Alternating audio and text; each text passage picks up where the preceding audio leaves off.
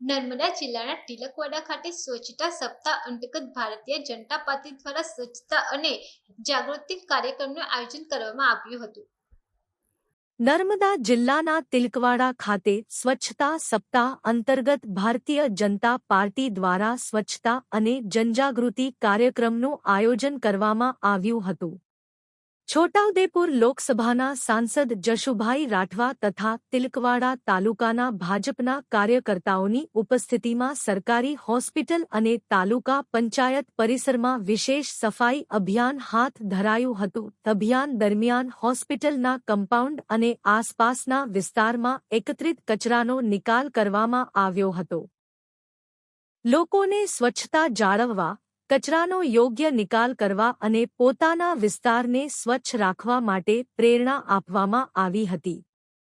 આ પ્રસંગે સાંસદ જશુભાઈ રાઠવાએ લોકોને સ્વચ્છતા સાથે પર્યાવરણ જતન માટે વૃક્ષારોપણ કરવાની અપીલ કરી હતી। ગુજરાતના પનોતા પુત્ર, દેશના યશસ્વી વડાપ્રધાન આદરણીય નરેન્દ્રભાઈ મોદી સાહેબ ચૂંટાયેલા પ્રધાનમંત્રી તરીકે સૌથી વધારે સમય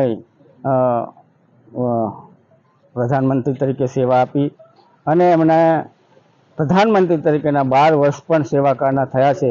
તે સંદર્ભે આજે તિલકવાડા મુકામે સફાઈ અભિયાન કાર્યક્રમ યોજવામાં આવ્યો અને આ સંદર્ભે તાલુકા પંચાયતના પ્રમુખ, તાલુકા ભાજપના પ્રમુખ, જિલ્લાના હોદ્દેદારો, જિલ્લા પંચાયતના સભ્યો, તાલુકા પંચાયતના સભ્યો અને કાર્યકર્તાઓ ઉપસ્થિત રહી અને સફાઈ અભિયાન આદરવામાં આવ્યું।